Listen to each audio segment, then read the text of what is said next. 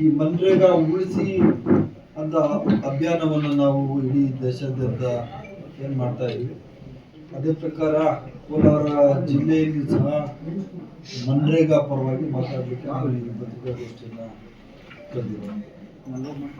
ಇವತ್ತು V gram G ಕಾಯ್ದೆ ಅಂತ ಈ ಕರಾಳ ಮಸೂದೆಯನ್ನು ರದ್ದುಗೊಳಿಸಿ ಮನರೇಗಾವನ್ನು ಮುಂದುವರಿಸಿ ಅಂತ ಹೇಳೋದೇ ಈ ಒಂದು ಸಭೆಯ ಮುಖ್ಯ ಉದ್ದೇಶ. ಏನೇನಿದೆ ಅಂತ ನಾನು ಸ್ವಲ್ಪ ಡೀಟೇಲ್ ಹೇಳ್ತೀನಿ. What is the difference in between ಈಗ ಮನ್ರೇಗಾ ಮತ್ತು ಈ VBG ರಾಮ್ ಜಿ ಅಂತ ಈ ಕಾಯ್ದೆ ಮಾಡಿದರು. ನಾನು ಸ್ವಲ್ಪ ಬ್ರೀಫ್ ಮಾಡ್ತೀನಿ, ಹೆಂಗಾಯ್ತು ಯಾಕಾಯ್ತು ಅಂತ.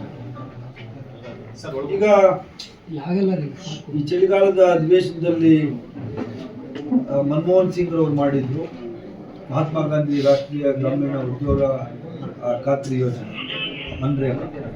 ಇದನ್ನ ಈಗ ಬಿಜೆಪಿ ಸರ್ಕಾರ VBG ರಾಮ್ ಜಿ ಅಂತ ಹೆಸರು ಚೇಂಜ್ ಮಾಡಿ ವಿಕಸಿತ ಭಾರತ್ ಗ್ಯಾರಂಟಿ ಫಾರ್ ರೋಜ್ಗಾರ್ ಜೀವಿತ್ ಮಿಷನ್ ಅಂತ ಹೇಳ್ಬಿಟ್ಟು ಚೇಂಜ್ ಮಾಡಿದ್ದಾರೆ.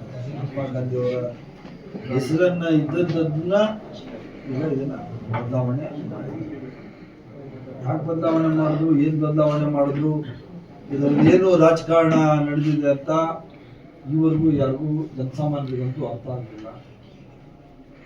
ಪ್ರೆಸ್ನವರು ತಾವು ಹೇಳ್ಬೇಕಾಯ್ತು, ತಮಗೂ ಇದ್ರ ಬಗ್ಗೆ ಡೀಟೇಲ್ಸ್ ಗೊತ್ತಿಲ್ಲ ಅಂತ ನಾನು ಅನ್ಕೋತೀನಿ. ಯಾಕೆ ಮಾಡಿಲ್ಲ ಅಂತ ತಾವು ಮಾಡಬೇಕಾಯ್ತು, ಮಾಡಿಲ್ಲ.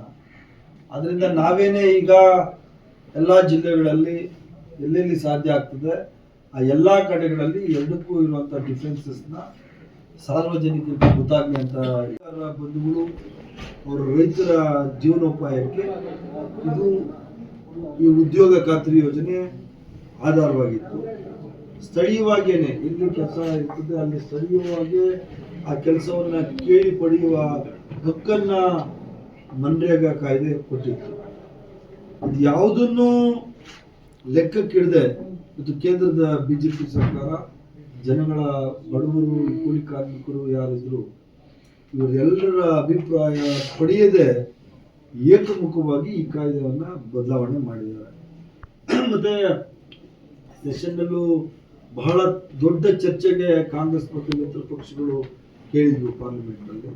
ಆದರೆ ಅದಕ್ಕೂ ಅವರು ಅವಕಾಶ ಕೊಟ್ಟಿಲ್ಲ. ಕೇವಲ ಡಿಸೆಂಬರ್ 17ನೇ ತಾರೀಕು ಕೇವಲ 8 ಗಂಟೆಗಳಲ್ಲಿ ಕೋಟ್ಯಾಂತರ ಜನಗಳಿಗೆ ಆಧಾರ ಸ್ತಂಭವಾಗಿದೆ ಈ ಮನ್ರೇಗಾವನ್ನು ಬಗ್ಗೆ ಮಾಡಬಾರ್ದು ಚೇಂಜ್ ಮಾಡಬಾರ್ದು ಅಂತ ಇದ್ರ ಬಗ್ಗೆ ಮಾತಾಡಲಿಕ್ಕೆ ಅವಕಾಶ ಕೊಟ್ಟಾಗ ಇಡೀ ಸದನನ ಬಿಲ್ಡೌನ್ ಮಾಡಿ ಕೇವಲ 8 ಗಂಟೆಗಳಲ್ಲಿ ಈ ಹೊಸ ಕಾಯ್ದೆಯನ್ನು ಬರೀ ಕನ್ವರ್ಸೇಷನ್ ನಡೆಸಿ ಕ್ಲೋಸ್ ಮಾಡಿ ಅವರು ಡಿಸಿಷನ್ ತಗೊಂಡಿದ್ದಾರೆ. ಇದರಿಂದ ಈ ದೇಶದಲ್ಲಿ ಸುಮಾರು 12.16 ಕೋಟಿ ಕಾರ್ಮಿಕರು, ಅದರಲ್ಲಿ 53.61% ಅಂದರೆ 6,21,00,000 ಮಹಿಳೆಯರ ಬದುಕಿಗೆ ತೊಡಕಾಗಿದೆ. ಅದರಲ್ಲೂ 17% ಶೆಡ್ಯೂಲ್ ಕಾಸ್ಟ್ ಮತ್ತು 11% ಪರಿಶಿಷ್ಟ ಪಂಗಡ ಶೆಡ್ಯೂಲ್ ಟ್ರೈಬ್ ಈ ಕೂಲಿ ಕಾರ್ಮಿಕರ ಬದುಕಿಗೆ ಕೊಳ್ಳಿ ಇಡುವಂಥ ಕೆಲಸವನ್ನು ಇವತ್ತು ಬಿಜೆಪಿ ಸರ್ಕಾರ ಮಾಡಿದೆ. ಕರ್ನಾಟಕದಲ್ಲಿ ಒಂದೇನೆ 2025-26 ಉತ್ತಮ ಮಳೆಯಾದ ಆ ಸಂದರ್ಭದಲ್ಲೂ ಸಹ ಉತ್ತಮವಾಗಿ ಮಳೆ ಇತ್ತು, ಎಲ್ಲ ಸುಭಿಕ್ಷವಾಗಿತ್ತು ರಾಜ್ಯ. ಆದ್ರೂ ಸಹ ಸುಮಾರು 71.18 ಲಕ್ಷ ಆಕ್ಟಿವ್ ನರೇಗಾ ಕೂಲಿ ಕಾರ್ಮಿಕರು, ಅದು ಸುಮಾರು 51.6 ಅಂದರೆ 36.75 ಲಕ್ಷ ಮಹಿಳೆಯರು ಇದ್ದಾರೆ. ಈ ಎಲ್ಲ ಉದ್ಯೋಗಕ್ಕೆ ಇವತ್ತು ಎಳ್ಳು ನೀರು ಬಿಟ್ಟಂಗಾಗಿದೆ. ಇದು ಹೊಸ ಕಾಯ್ದೆಯಿಂದ ಮೋದಿ ಸರ್ಕಾರ ಬಿಜೆಪಿ ಸರ್ಕಾರದಿಂದ ಎಳ್ಳು ನೀರು ಬಿಟ್ಟಂಗಾಗಿದೆ. ಮತ್ತೆ ಈ ಜೀವಿಸುವ ಬಡವರು ಯಾವುದೇ ಕಾನೂನು ಮಾಡಲಿ ಇವರು ಡಿಸ್ಕಷನ್ನೇ ಇಲ್ಲ. ಅದ್ರ ಬಗ್ಗೆ ಜನಗಳ ಅಭಿಪ್ರಾಯ ಆಗಲಿ, ಪ್ರೆಸ್ನವರ ಅಭಿಪ್ರಾಯ ಆಗಲಿ, ಬೇರೆ ಪಕ್ಷಗಳ ಜನಪ್ರತಿನಿಧಿಗಳ ಅಭಿಪ್ರಾಯ ಆಗಲಿ, ಯಾವುದೇ ಅಭಿಪ್ರಾಯಗಳನ್ನು ತೆಗೆದುಕೊಳ್ಳದೆ ಏಕಮುಖವಾಗಿ ನಿರ್ಧಾರಗಳನ್ನು ಈ ಬಿಜೆಪಿ ಸರ್ಕಾರ ತಗೋತಾ ಇದೆ. ಈ ಹಿಂದೆ ನಮ್ಮ ಸರ್ಕಾರ ಅಂದರೆ ಮನಮೋಹನ್ ಸಿಂಗ್ ಅವ್ರ ಸರ್ಕಾರ, UP ಅದಕ್ಕೆ ಮುಂಚೆ ಇದ್ದಿದ್ದೆಲ್ಲ ಸರ್ಕಾರಗಳು ಉದ್ಯೋಗದ ಹಕ್ಕು, ಶಿಕ್ಷಣದ ಹಕ್ಕು, ಆಹಾರದ ಹಕ್ಕು, ರೈಟ್ ಟು ಇನ್ಫಾರ್ಮೇಷನ್ ಆ್ಯಕ್ಟ್ ಇರ್ಬೋದು, ರೈಟ್ ಟು ಫುಡ್ ಆ್ಯಕ್ಟ್ ಇರ್ಬೋದು, ಮತ್ತು ಈ ಅರಣ್ಯದಲ್ಲಿ ಯಾರು ಇದ್ದಾರೆ ಈಗ ನಡೀತಾ ಇದ್ದಾರೆ ನಮ್ಮ ರೈಟ್ ಟು ಎಜುಕೇಶನ್ ಅಲ್ಲ ಶ್ರೀನಿವಾಸಪುರ ಅರಣ್ಯ ಎಲ್ಲ ನಡೀತಾ ಇತ್ತಲ್ಲ, ಆಡಿಗಳು ರೈತರುಗಳಿಗೆ ಎಲ್ಲಿತ್ತು ಎಲ್ಲ ಕಾಯ್ದೆಗಳನ್ನ ಮಾಡಿತ್ತು. ಯಾರ್ಯಾರು ಅಲ್ಲಿ ಇದ್ದಾರೆ ಅವರಿಗೆ ರೈಟ್ಸ್ ಕೊಡುವಂಥದ್ದು ನಾವು ಮಾಡಿದ್ವಿ. ಇದನ್ನೆಲ್ಲ ಈಗ ವೀಕನ್ ಮಾಡ್ಕೊಂಡು ಬರ್ತಾ ಇದ್ದಾರೆ. 2014 ಆದಮೇಲೆ ಈ ಜನವಿರೋಧಿ ಬಿಜೆಪಿ ಸರ್ಕಾರ, ಕೇಂದ್ರ ಸರ್ಕಾರ ಬರೀ ಕಾರ್ಪೊರೇಟ್ ಕಂಪ್ನಿಗಳು, ಒಂದು 4-5 ಯಾವ ಕಾರ್ಪೊರೇಟ್ ದೊಡ್ಡ ಕಂಪ್ನಿಗಳಿದ್ದಾವೆ, ಆ ಕಂಪ್ನಿಗಳನ್ನ ಉದ್ಧಾರ ಮಾಡಕ್ ಅಷ್ಟೇನೆ ಅವ್ರದ್ದು ಲಕ್ಷ್ಯ ಇರೋದು, ಅವ್ರದ್ದು ಉದ್ದೇಶ ಇರೋದು. ಇದನ್ನ ಮಾಡ್ತಾ ಇದ್ದಾರೆ.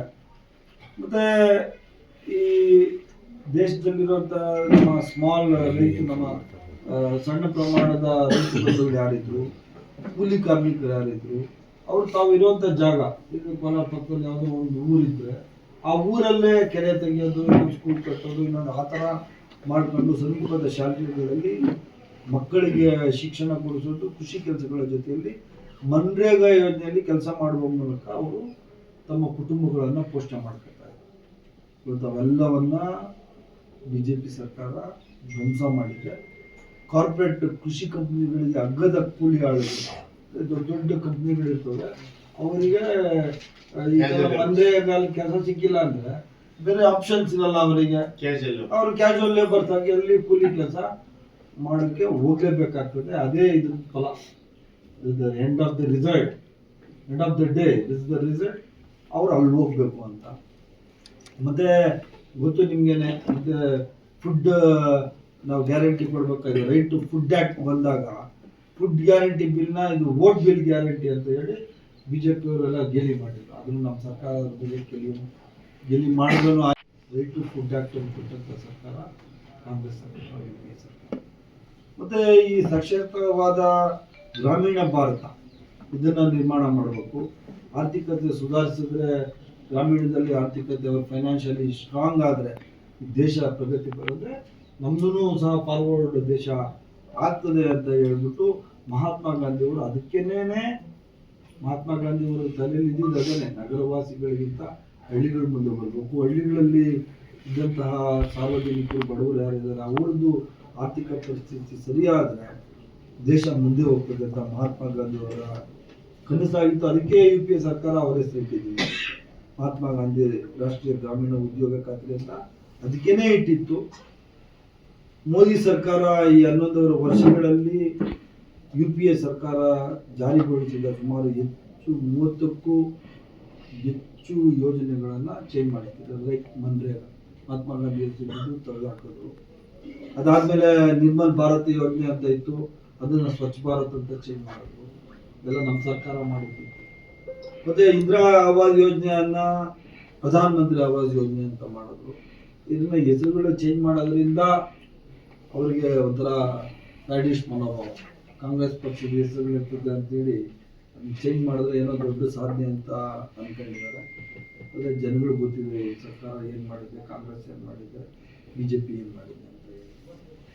ಮತ್ತೆ ಈ ಗ್ರಾಮ ಪಂಚಾಯತಿಗಳು ವರ್ಷಕ್ಕೆ ಈ ಮನ್ರೇಗಾಯಿಂದ ಸುಮಾರು 1 ಕೋಟಿ ರೂಪಾಯಿಗಳಿಗೆ ಹೆಚ್ಚು ಅನುದಾನ ಬಳಸ್ಕೊಂಡು ಕೋಟ್ಯಾಂತರ ರೂಪಾಯಿ ಆಸ್ತಿಗಳು ಮಾಡಿತ್ತು.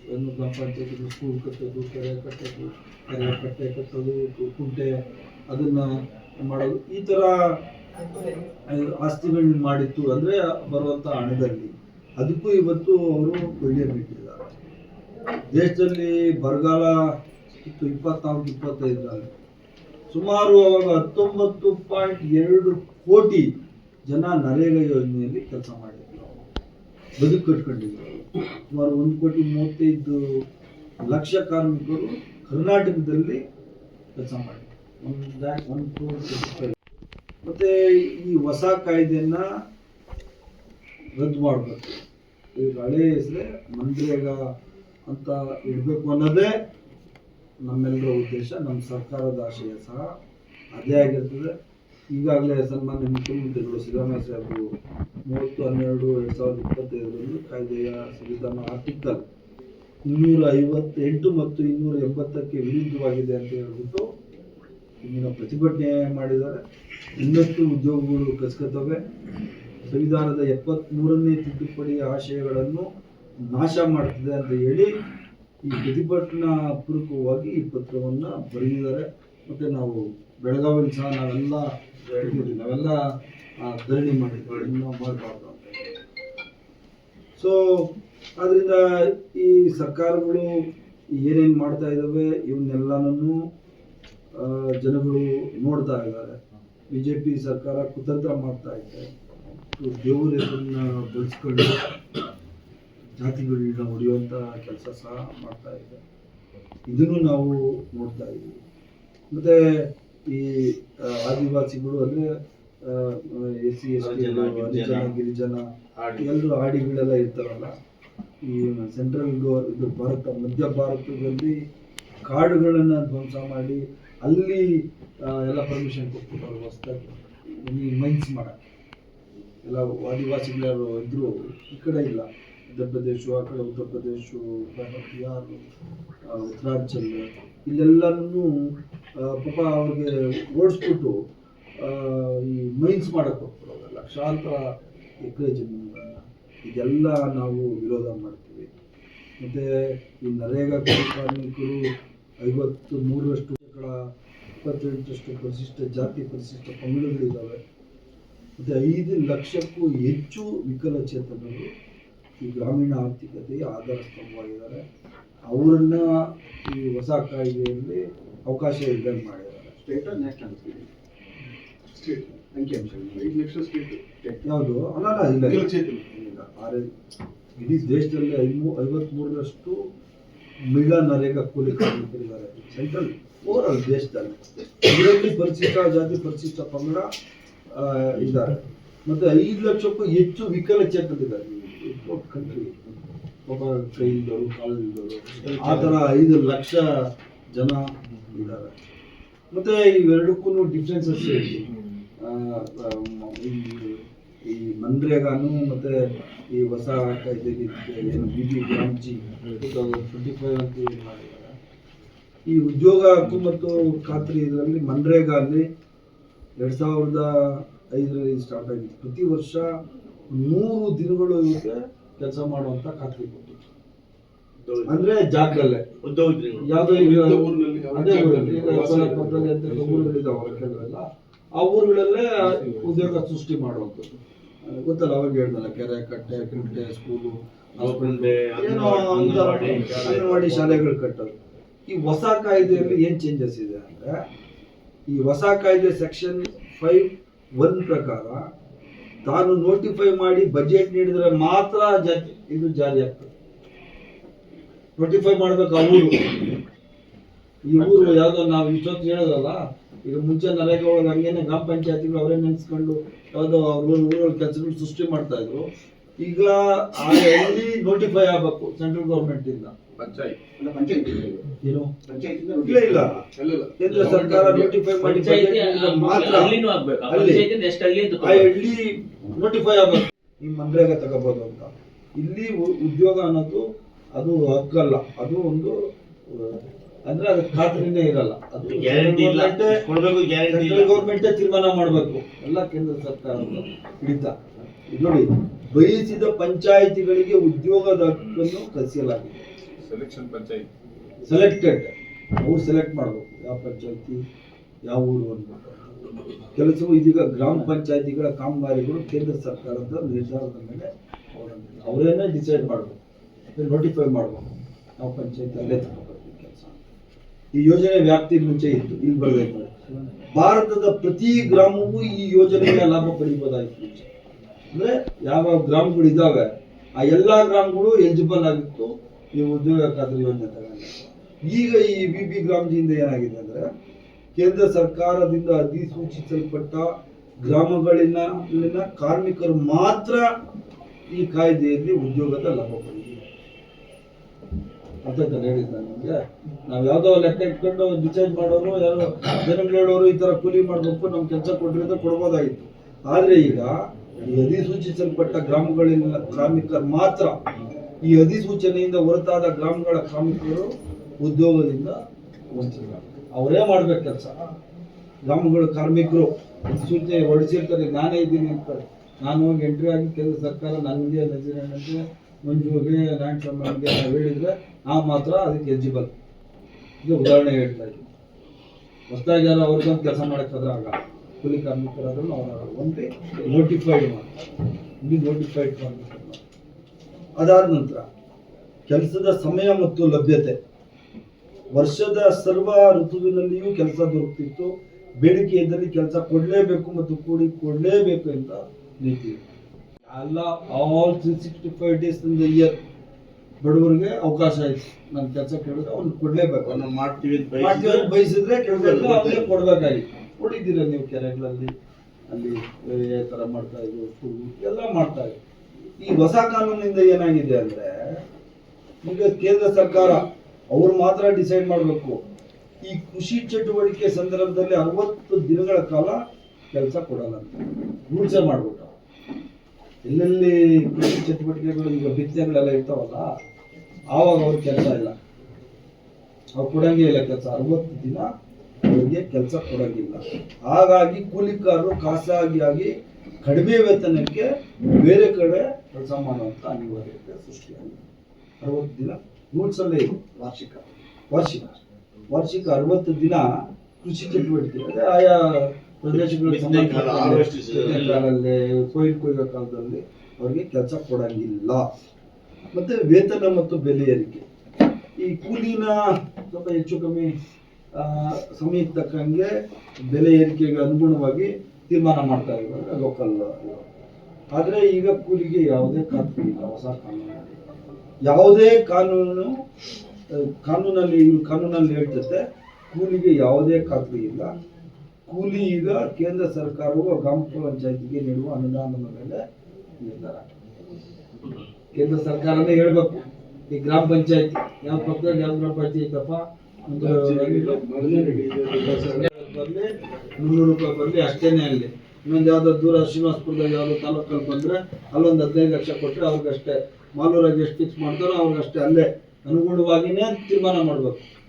ಖಾತ್ರಿ ಇಲ್ಲ ಇಷ್ಟೇ ಸಂಬಳ ಕೊಡ್ಬೇಕು ಅಂತ ಏನಿಲ್ಲ. ಗ್ರಾಮ ಪಂಚಾಯತಿಗೆ ಅನುಗುಣವಾಗಿ ಏನೇನು ಸರ್ಕಾರ ಕೊಟ್ಟಿರ್ತದೆ, ಸೆಂಟ್ರಲ್ ಗೌರ್ಮೆಂಟ್ ಏನು ಫಿಕ್ಸ್ ಮಾಡಿರ್ತದೆ ದುಡ್ಡು ಅಷ್ಟರಲ್ಲೇ ಕೂಲಿ ಅವರು ಕೊಡಬೇಕಾಗ್ತದೆ. ಇದು ಪಾಪ ಬಡವರಿಗೆ ಆಗುವಂತಹ ಅನ್ಯಾಯ. ಈ ಅನುದಾನ ಮತ್ತು ಹಂಚಿಕೆ. ಪಂಚಾಯತ್ಗಳಿಗೆ ಕೆಲಸದ ಬೇಡಿಕೆ ಇದ್ದಷ್ಟು ಅನುದಾನ ಲಭ್ಯ ಆಗ್ತಾ ಇತ್ತು. ಅದಕ್ಕೆ ಅನುಗುಣವಾಗಿ ಕೆಲಸದ ಯೋಜನೆ ತಯಾರಿಸಿ ಉದ್ಯೋಗಗಳನ್ನು ಹಂಚಿಕೆ ಮಾಡ್ತಾ ಇದ್ರು ಮುಂಚೆ. ಗ್ರಾಮ ಪಂಚಾಯತಿಗಳಲ್ಲಿ ಬೇಡಿಕೆ ಏನಿತ್ತು ಅದಕ್ಕೆ ಪರವಾಗಿ ಮಾಡ್ತಾ ಇದ್ರು ಮುಂಚೆ.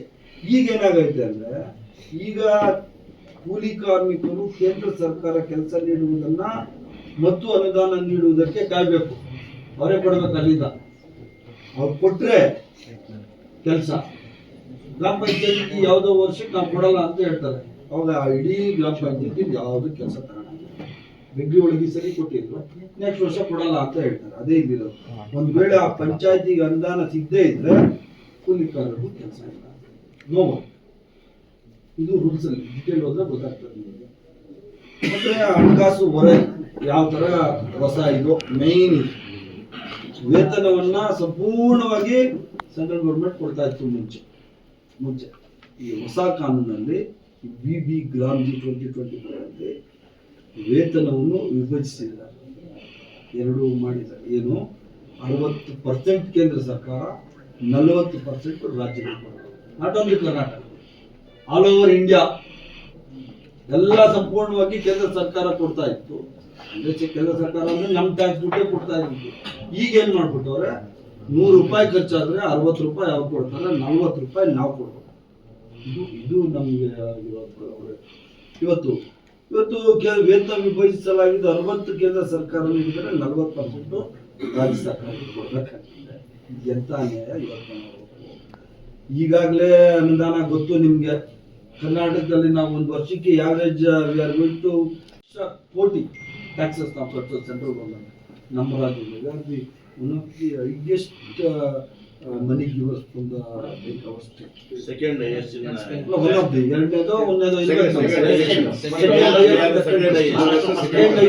ಕಂಟ್ರಿ. 4.5 ಲಕ್ಷ ಕೋಟಿ ನಾವು ಒಂದು ವರ್ಷಕ್ಕೆ ಕೇಂದ್ರ ಸರ್ಕಾರಕ್ಕೆ ವಿವಿಧ ಇನ್ಕಮ್ ಟ್ಯಾಕ್ಸು, ಸೇಲ್ಸ್ ಟ್ಯಾಕ್ಸ್ ವಿವಿಧ ರೂಪಗಳಲ್ಲಿ ನಾವು ಟ್ಯಾಕ್ಸಸ್ ಕಟ್ತೀವಿ. ಅದ್ರ ಜೊತೆಯಲ್ಲಿ ಈಗ 40% ಈ ದುಡ್ಡನ್ನ ನಾವೇ ಕಟ್ಟಬೇಕು ಅಂತ ಹೇಳಿರೋದು ಫಸ್ಟ್. ಇದು ದೊಡ್ಡ ಹೊರೆ ಎಲ್ಲ ರಾಜ್ಯಗಳು. ನಮ್ಮ ನೋಡಿ, ಈಗ ಬೇರೆ ರಾಜ್ಯಗಳಂದ್ರೆ ಅವರು ಟ್ಯಾಕ್ಸಸ್ ಕಮ್ಮಿ ಕಟ್ಟೋದು, ಅವ್ರಿಗೆ ಅನುದಾನಗಳು ಜಾಸ್ತಿ, ನಮ್ದೆಲ್ಲ ತಗೊಂಡಾಗ ಅಲ್ಲಿ ಕೊಟ್ಬಿಡ್ತಾರೆ. ಅದು ಏನು ಮಾಡೋಕ್ಕಾಗಲ್ಲ. ಅದು ಕೇಂದ್ರ ಸರ್ಕಾರ ಡೆಮಾಕ್ರೆಟಿಕಲ್ ಸಿಸ್ಟಮ್, ನಾವು ಅದನ್ನ ಜಾಸ್ತಿ ಕ್ವಶನ್ ಮಾಡೋಕ್ಕಾಗಲ್ಲ. ನಮ್ಗೆ ಕೊಡ್ಬೇಕಾಗಿದ್ದ ಟ್ಯಾಕ್ಸು ನಮ್ಗೆ ಕೊಡ್ತಾ ಇಲ್ಲ ವಾಪಸ್ಸು. 10,000 ಕೋಟಿನೋ 2,000 ಕೋಟಿನೋ ಒಂದು ಬ್ಯಾಲೆನ್ಸ್ ಎಷ್ಟನ್ನ ಸೆಕ್ರೆಟರಿ ಗೊತ್ತು ಚೆನ್ನಾಗಿ, ನಮ್ಗೆ 13,500 ಕೋಟಿ ಈಗ ಬ್ಯಾಲೆನ್ಸ್ ಉಳಿಸ್ಕೊಂಡು, ಅದ್ರ ಜೊತೆಲಿ ಈಗ 40% ನಮ್ಮನ್ನೇ ಕೊಡಕ್ಕೆ ಹೇಳ್ತಾವೆ. ಇದೊಂದು ದೊಡ್ಡ ನೋವು ನಮಗೆ. ಮತ್ತು ಈ ಕಾಮಗಾರಿ ಸ್ವರೂಪ ಏನಿತ್ತು ಅಂದರೆ, ಮನ್ರೇಗಾ ಅಲ್ಲಿ ಮುಂಚೆ ಸ್ಥಳೀಯ ಆಸ್ತಿಗಳನ್ನು ನಿರ್ಮಾಣ ಮಾಡಲಿಕ್ಕೆ ಅವಕಾಶ ಇರುತ್ತೆ. ಅದು ಯಾವಾಗ ಹೇಳಿದ್ರಲ್ಲ, ಸ್ಕೂಲ್ಸು, ಅಂಗನವಾಡಿಸು, ಹಾಸ್ಪಿಟಲ್ಸು, ಕೆರೆ. ಅಂದರೆ ಈಗ ಹೊಸ ಕಾಯ್ದೆ ಎಲ್ಲ ಮಾಡ್ಬೋದಾಯ್ತು. ಸ್ವಂತ ಜಮೀನಲ್ಲಿ ಈ ಕೆರೆಗಳು, ಬಾವಿಗಳು ಎಲ್ಲ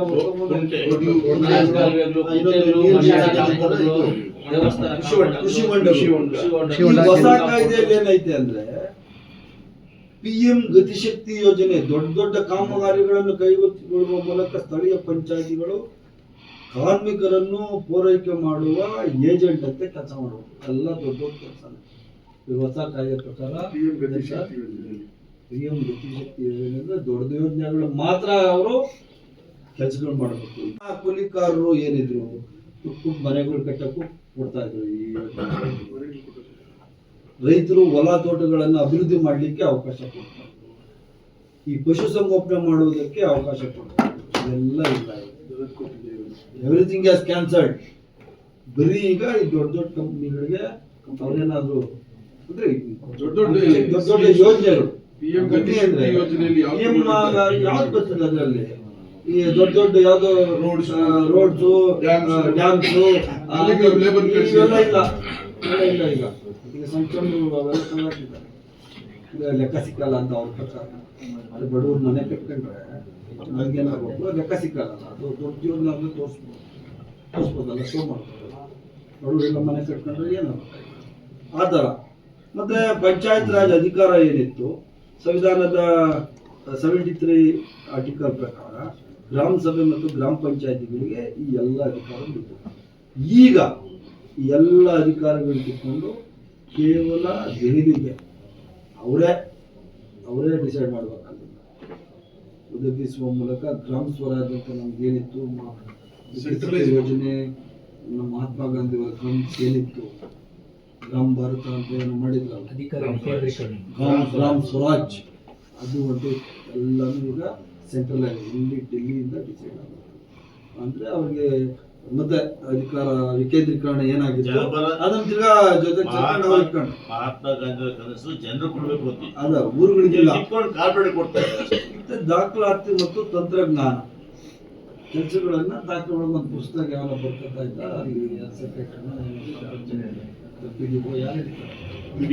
ಅವ್ರು ಬರ್ಕೊತಾ ಇದ್ರು, ಅವ್ರಿಗೆ ಸಂಬಳ. ಈಗ ಹೆಂಗಾಗುತ್ತೆ, ಕೂಲಿ ಕಾರ್ಮಿಕರಿಗೆ ಅವರು ಬಯೋಮೆಟ್ರಿಕ್ ದೃಢೀಕರಣ NMMS ಪರೀಕ್ಷಿಸಿದ ತಂತ್ರಜ್ಞಾನ ಬಯೋಮೆಟ್ರಿಕ್. ಕೂಲಿ ಕಾರ್ಮಿಕರು ಹೊಲದಾಗ ಕೂಲಿ ಕೆಲಸ ಮಾಡೋದು ಎಂತ ಬಯೋಮೆಟ್ರಿಕ್ ಮಾಡೋದು ಪಾಪ. ಏನ್ ಗೊತ್ತಾಯ್ತದ, ಕೆಲಸ ಮಾಡ್ತಾ ಇದ್ದ, ಬೆಳಿಗ್ಗೆ ಸಾಯಂಕಾಲ ತನಕ ದುಡಿತಾ ಇದ್ದ. ಹೋಗಿ ಅಲ್ಲಿ ಸೆಕ್ರೆಟರಿ ಯಾರೋ ಇರ್ತಾ ಇದ್ರು, PD ಯಾರೋ ಇರ್ತಾ ಇದ್ರು, ಅವ್ರು ನೋಡ್ತಾ ಇದ್ರು, ಬಂದು ಹೋಗಿ ಕೆಲಸ ಮಾಡೋನು ಆಯ್ತಪ್ಪ ಅಂತ ಹೇಳ್ಬಿಟ್ಟು ಬರೀತಾ ಇದ್ರು, ಸಂಬಳ ಈಗ ಬಯೋಮೆಟ್ರಿಕ್ ಅಂತೆ. ಬಯೋಮೆಟ್ರಿಕ್ ಲೈಕ್ ಆಫೀಸರ್ಸ್, ನಮ್ಮ ಎಲ್ಲ ತಹಶೀಲ್ದಾರ್ ಆಫೀಸು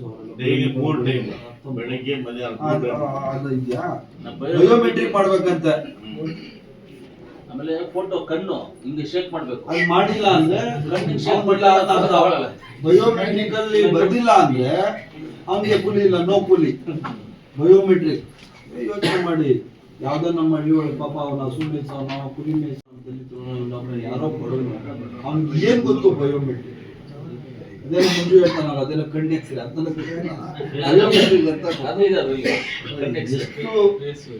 ಎಷ್ಟು ಅಂತ ಪಾಸ್ಪೋರ್ಟ್ ಆಫೀಸಲ್ಲಿ ನೋಡಿದ್ವಿ ನಾವು ಇದನ್ನ. ನಾನೇ ಮಿನಿಸ್ಟರ್ ಆಗಿ ಪಾಸ್ಪೋರ್ಟ್ ಆಫೀಸಲ್ಲಿ ನೋಡಿದ್ದೆ. ಅದು ಅವರು 4-5 ಸರಿ ತೆಗಿಸ್ತಾರೆ ಕಣ್ಣು, ಹಿಂಗೆ ಮಾಡ್ಕೊಂಡು ಎಲ್ಲ ಮಾಡಬೇಕು, ಕರೆಕ್ಟಾಗಿ ಬಂದ್ರೆ ಮಾತ್ರ. ಯಾವ ರೈತನಿಗೆ ಯಾರಿಗೆ ಗೊತ್ತಿಲ್ಲ. ಇದು ಹೊಸ ಸಿಸ್ಟಮ್ಮು. ಮಾನ್ಯ ನರೇಂದ್ರ ಮೋದಿ ಅವರ ನೇತೃತ್ವದ ಸರ್ಕಾರದ ಕೊಡುಗೆ ನಮ್ಮ ಕೂಲಿ ಕಾರ್ಮಿಕರು, ನಮ್ಮ ಸಣ್ಣ ರೈತರು.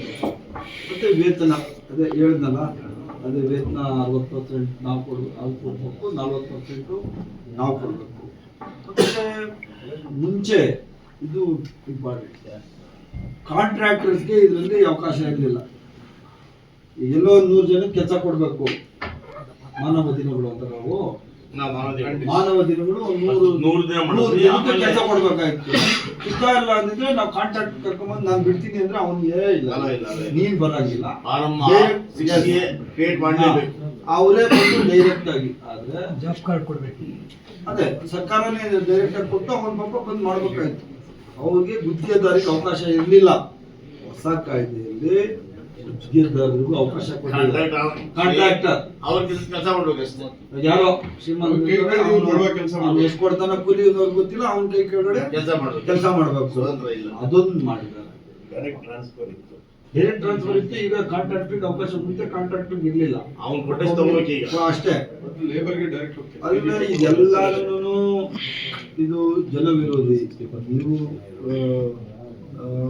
ಈ ದೇಶದ 4ನೇ ಅಂಗ, ಇದೂ ಬಹಳ ರೆಸ್ಪಾನ್ಸಿಬಿಲಿಟಿ. ಇಷ್ಟೊತ್ತು ನಾನು ಹೇಳಿದ್ದು ಎಲ್ಲಾನು ನೀವು ಅರ್ಥ ಮಾಡ್ಕೋಬೇಕು. ಇವ್ರು ಏನು, ಇವ್ರು ಯಾವ ತರ ಜನರಿಗೆ ಏಮಾಡ್ತಾ ಇದ್ದಾರೆ ಅಂತ. ಯೋಜನೆ ಎಷ್ಟೋ ಲಕ್ಷ ಕುಟುಂಬಗಳು ಬದುಕಿರ್ತಾರೆ. ಕೂಲಿ ಯಾವಾಗ ಕೊಟ್ಟಿಲ್ಲ ಅಂದಿದ್ರೆ ಕೆಲಸನೂ ಇಲ್ಲ, ಎಲ್ಲ ಕಂಪ್ನಿಗಳು ಮುಚ್ಚಿದ್ವು, ಆಫೀಸ್ಗಳು ಮುಚ್ಚಿದ್ವು, ಎಲ್ಲ ಚಟುವಟಿಕೆಗಳು ಮುಚ್ಚಿದ್ವು. ಅದೇ ನರೇಗಾ ಮಾತ್ರ ಮುಚ್ಚಿರ್ಲಿಲ್ಲ, ನರೇಗಾ ಮಾತ್ರ ಕ್ಲೋಸ್ ಮಾಡಿರ್ಲಿಲ್ಲ. ನರೇಗಾಯಿಂದನೇ ಎಷ್ಟೋ ಲಕ್ಷಾಂತರ ಕುಟುಂಬಗಳು ಕೆಲಸ ಮಾಡಿ ಜೀವನ ಹೊರ್ಕೊಂಡಂಗಾಗಿತ್ತು. ಇದ್ರದ್ದು ಮಹತ್ವ ನಾನು ಹೇಳ್ತಾ ಇರೋದು. ನಮ್ಮ ರಾಜ್ಯದಲ್ಲಿ 2006, 2007ರಿಂದ ಇವತ್ತವರೆಗೂ 182 ಕೋಟಿಗೂ ಜಾಸ್ತಿ ಮಾನವ ದಿನಗಳು ಉದ್ಯೋಗ ಸೃಷ್ಟಿಯಾಗಿದೆ. ಲೇಬರ್ಸ್ ಅಷ್ಟು ಜನಕ್ಕೆ ನಾವು ಕೊಟ್ಟಿದ್ದೀವಿ. 182 crores ಮಾನವ ದಿನಗಳು. ಒಬ್ರು 5 ದಿನ ಮಾಡಿರ್ತಾರೆ, 10 ದಿನ, 20 ದಿನ, ಆ ಥರ. ಆಮೇಲೆ ಈ ಯೋಜನೆ ಅಡಿಯಲ್ಲಿ ನಾವು 100 ಕೆರೆಗಳು ಕಟ್ಟಿದ್ದೀವಿ, ಗ್ರಾಮೀಣ ರಸ್ತೆಗಳು ಕಟ್ಟಿದ್ದೀವಿ, ಕೋಟ್ಯಾಂತರ ಆಸ್ತಿಗಳನ್ನ ಸ್ಥಳೀಯ ಸಂಸ್ಥೆಗಳಿಗೆ ನಾವು ನಿರ್ಮಾಣ ಮಾಡಿದ್ವಿ. ನಾವೆಲ್ಲ ಎಲ್ಲರೂ ಮಾಡಿ. ಆಮೇಲೆ ಈ CAG ಆಡಿಟ್ ಅಂತ ಇದೆ, ಗೊತ್ತಲ್ಲ ನಿಮಗೆ? ಸೆಂಟ್ರಲ್ ಗೌರ್ಮೆಂಟ್ ಆಡಿಟ್ ಅವರು ಇದ್ದಾರೆ. ಅವರು ಏನೇನು ತಪ್ಪು ಮಾಡ್ತಾರೆ, ಅವ್ರು ಯಾವ ತಪ್ಪು ಮಾಡ್ತಾರೆ, ಸರಿ ಮಾಡ್ತಾರೆ, ಎಕ್ಸಾಕ್ಟ್ ರಿಪೋರ್ಟ್ ಕೊಡ್ತಾರೆ. CAG ಆಡಿಟ್ ಕೊಟ್ಟವ್ರೆ. ಇನ್ನೂ ಅದಕ್ಕಿಂತ 200 ಯಾರು ಎಕ್ಸ್ಪರ್ಟು, ಸೈಂಟಿಸ್ಟು, ಯಾರು ಫೈನಾನ್ಸ್ ನೋಡೋರು, ಈ CAG ಆಡಿಟ್ ಎಲ್ಲನೂ ಹೈಯೆಸ್ಟ್ ಸಕ್ಸಸ್ಫುಲ್ ಕಾರ್ಯಕ್ರಮ ಇದು ಮನ್ರೇಗಾ ಅಂತ ಹೇಳಿ ರಿಪೋರ್ಟ್ ಕೊಟ್ಟಿದ್ದಾರೆ. ಕೂಲಿಕಾರರು ಮನೆಗಳು ಕಟ್ಕೊಳ್ಳೋದು, ಹೊಲ ತೋಟ ಅಭಿವೃದ್ಧಿ ಮಾಡೋದು ಇತ್ತು, ಪಶುಸಂಗೋಪನೆ ಇತ್ತು, ಶೆಡ್ಗಳನ್ನು ನಿರ್ಮಾಣ ಮಾಡಲಿಕ್ಕೂ ಇತ್ತು, ಸ್ಕೂಲ್ ಕಟ್ಕೊಳ್ಳೋಕೆ ಅದೆಲ್ಲ ಈಗೆಲ್ಲ ಈ ಸಾಲು ಮ್ಯಾನೇಜ್ ಇವತ್ತಿಲ್ಲ. ಅದರಿಂದ ನಮ್ದು ಇಷ್ಟನೇ, ನಮ್ಮದು ಬೇಡಿಕೆ ಏನು ಅಂದರೆ ಇದನ್ನು ದುರ್ಬಲ ಮಾಡ್ಕೊಂಡು ಬಂದಿದ್ದಾರೆ. ಬಹಳಷ್ಟು ಜನಗಳಿಗೆ ಉದ್ಯೋಗ ಕೊರತೆಯನ್ನು ಈ BJP ಸರ್ಕಾರ ಈ ಹೊಸ ಕಾಯ್ದೆ ಮುಖಾಂತರ ಮಾಡಿ, ಈಗ ಈ ಮನ್ರೇಗಾ ಯೋಜನೆಯಲ್ಲಿ BB ಗ್ರಾಮಜಿ ಮಾಡಿದ್ರೆ ಏನು ದುಷ್ಪರಿಣಾಮಗಳು ಅಂತ ಹೇಳಿದ್ರೆ ಸುಮ್ಮನೆ ಇನ್ನೊಂದು ಬ್ಯಾನ್ಸು. ನಿರುದ್ಯೋಗದ ಪ್ರಮಾಣ ಅತಿ ಹೆಚ್ಚಾಗ್ತದೆ, ಯಾಕಂದರೆ ಈ ಗ್ರಾಮಗಳು ಹುಡುಕಬೇಕಾಗಲ್ಲ. ಆಮೇಲೆ ಮಹಿಳೆಯರು ಹೋಗೋದು, ಈಗ ಅದೇ ಊರಲ್ಲಿ ಲೇಡಿ ಕೆಲಸ ಮಾಡೋದು, 5 ಕಿಲೋಮೀಟರ್ ದೂರದಲ್ಲಿ ಯಾವುದೋ ಸೂಚಿತ ಗ್ರಾಮದಲ್ಲಿ ಕೆಲಸ ಮಾಡೋದು, ಹೆಣ್ಣು ಹೋಗ್ತಾಳ ಪಾಪ, ಸಾಯಂಕಾಲ 5 ಗಂಟೆ 6 ಗಂಟೆ ಕೆಲಸ ಆದಮೇಲೆ ಹೆಣ್ಮಕ್ಳು ಹೋಗ್ತಾಗಿಲ್ಲ. ಅವರು ಅಂದರೆ ಸೇಫ್ಟಿ ವೈಸ್ ಅಲ್ಲೇ ಕೆಲಸ ಮಾಡೋಳು ಹೆಣ್ಣು, ಆ ತಾಯಿ ಬಂದು ಮನೆಗೆ ಅಡುಗೆ ಮಾಡೋದು ಎಲ್ಲ ನೋಡ್ಕೊಳ್ಳೋದು. ಈಗ ದೂರ ಹೆಣ್ಮಕ್ಳು ಕಷ್ಟ, ಗಂಡಸರು ಓಕೆ, ಬಟ್ ಹೆಣ್ಮಕ್ಳಿಗೆ ಡೆಫಿನೆಟ್ಲಿ ಅವರು ಅವಕಾಶ ಇದ್ರೇನು ಹೋಗೋಕ್ಕಾಗಲ್ಲ ಬೇರೆ ಊರುಗಳಿಗೆ, ಯಾಕಂದ್ರೆ ಅವ್ರವ್ರಲ್ಲಿ ಕೆಲಸ ಇರೋಲ್ಲ. ಮತ್ತು ಇದರಿಂದ ಈ ಕನಿಷ್ಠ ವೇತನ ಸಹ ಹೇಳ್ದಲ್ಲ ಅವ್ರಿಗೆ, ಫಿಕ್ಸ್ ಎಷ್ಟು ಗ್ರಾಮ ಪಂಚಾಯತಿಗೆ ಫಿಕ್ಸ್ ಮಾಡ್ತಾರೆ ಅದೇ ದುಡ್ಡೇ ಕೊಡೋಕ್ಕಾಗಲ್ಲ. ಕನಿಷ್ಠ ವೇತನ ಇಲ್ಲ ಅವ್ರಿಗೆ, ಮಿನಿಮಮ್ ವೇಜಸ್ ಇಲ್ಲ. ಮತ್ತು ಇದು ದಲಿತ ಮತ್ತು ಆದಿವಾಸಿ ಕುಟುಂಬಗಳಿಗೆ ಅಧಿಕ ಒತ್ತಡ, ಪ್ರೆಷರ್, ಅವ್ರಿಗೆ ಟೆನ್ಷನ್ ಸ್ಟಾರ್ಟ್ ಆಗೈತಿ. ಏನು ಗತಿ, ನಾವು ಇದರಿಂದಲೇ ಕುಟುಂಬಗಳು ನಾವು ನಡೆಸ್ಕೊಂಡು ಹೋಗ್ತಾ ಇದ್ವಿ. ಆದರೆ ಈಗ ಹೆಂಗೆ ಮಾಡೋದು ಅಂತ ಆಗಿದೆ. ಮತ್ತು ಗ್ರಾಮೀಣ ಆಸ್ತಿಗಳು ಮತ್ತು ಇದು ಸ್ಟಾಪ್ ಮಾಡಾಕ್ತಾರೆ ಈಗ. ಅದಕ್ಕೆ ಈಗ ಅವ್ರದ್ದು ಒಂದು 10 ಸ್ಟಾರ್ಟ್ ಆಯ್ತು. ಈಗ ಎಲ್ಲಿಂದ ಸ್ಕೂಲು ಕಾಲೇಜು ಅಂಗನವಾಡಿ ಎಲ್ಲಿ ಕಟ್ಟೋದು ಅಷ್ಟೇ. ಮತ್ತೆ ಇಷ್ಟೇ ನಮ್ಮ ಬೇಡಿಕೆ, ವಿಕಸಿತ ಭಾರತ ಗ್ರಾಮೀಣ ಕಾಯ್ದೆ ಏನಿದೆ ಸಂಪೂರ್ಣವಾಗಿ ಇದನ್ನ ರದ್ದು ಮಾಡಬೇಕು. ಮುಂಚೆ ಏನಿತ್ತು ನಮ್ಮ ರಾಷ್ಟ್ರಪಿತ ಮಹಾತ್ಮ ಗಾಂಧಿ ಅವರ ಹೆಸರಲ್ಲಿ ಮಹಾತ್ಮ ಗಾಂಧಿ ರಾಷ್ಟ್ರೀಯ ಗ್ರಾಮೀಣ ಉದ್ಯೋಗ ಖಾತ್ರಿ ಯೋಜನೆ ಮನ್ರೇಗಾ ಏನಿತ್ತು ಅದನ್ನ ಮತ್ತೆ ವಾಪಸ್ಸು ಜಾರಿ ಮಾಡಬೇಕು. ಮತ್ತೆ ಜನರ ಉದ್ಯೋಗದ ಹಕ್ಕು ಅನ್ನೋದಷ್ಟೇ ನಮ್ಮ ಉದ್ದೇಶ. ಇದರಲ್ಲಿ ರಾಜಕಾರಣ ಏನಿಲ್ಲ, ಕಾಂಗ್ರೆಸ್ ಬಿಜೆಪಿ JDS ಅಂತ ಏನಿಲ್ಲ, ನಮಗಿಲ್ಲ. ಆದರೆ ಅವರು ಜನರಿಗೆ ಯಾಮಾರ್ತು ಇಷ್ಟೊಂದು ಅನ್ಯಾಯ ಮಾಡಿದ್ದಾರೆ. ಇದ್ರ ವಿರುದ್ಧವಾಗಿ ನಮ್ಮ ಹೋರಾಟ ಇದೆ. ಮತ್ತೆ ನಾವು ಇದನ್ನ ಡೆಫಿನೆಟ್ಲಿ ಇನ್ನೂ ಬಹಳ ದೊಡ್ಡ ಹಂತಕ್ಕೆ ತಗೊಂಡು ಹೋಗ್ತೀವಿ. ಆದ್ರಿಂದ ಇದನ್ನ ಪ್ರತಿಭಟನೆಗಳು ಮಾಡೋದ್ರ ಮುಖಾಂತರ ಈ ಕಾಯ್ದೆಯನ್ನ ವಾಪಸ್ ಮಾಡೋ ತನಕ ನಮ್ಮ ಹೋರಾಟ ಇದ್ದೇ ಇರುತ್ತೆ. ಅದಕ್ಕೇನೆ